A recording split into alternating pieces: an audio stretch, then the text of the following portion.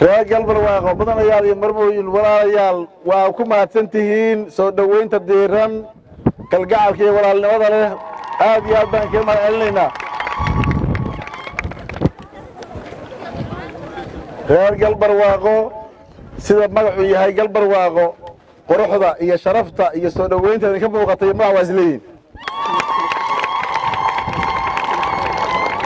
waa idiin nimid waa idin soo salaanay waa idinla xogaalnimada idiin noqono safarkii nabadda iyo xogaalnimada qayb ka mid ah oo safarkaan yahay aan ku soo gaarnay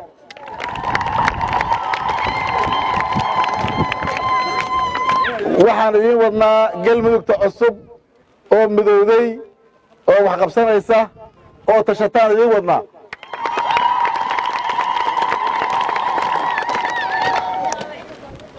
baahiyaha iyo howlaha la sheegay oo guddoomiyuhu xusayna insha allah waxbaa laydinkala qabanaya aad iyo aad masantiin asalaamu calaykum waraxmatullahi wabarakaatu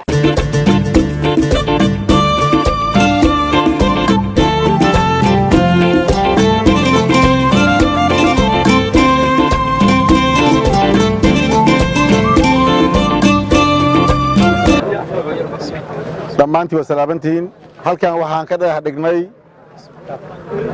isbitaalkii magaalada galbarwaaqo sidoo kale waxaan halkan iyadana dhagaxdhigeeda hawsheeda ka mid ah iskuulkii magaalada galbarwaaqo dadka deegaanku waa tashadeen waxbay qabsadeen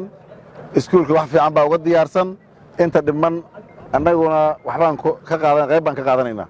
waa joogaa wasiirkii waxbarashada wasiir tanadaan noo qaadaya qaybta aan ku leenahay galmudug ahaan iskuulka isbitaalkana sidoo kale waxaad diyaargarow fiican baad samayseen annaga waxaan u jecelnahay cid intii wax qabsata oo meel wax soo gaarsiisaan dadka u jecelna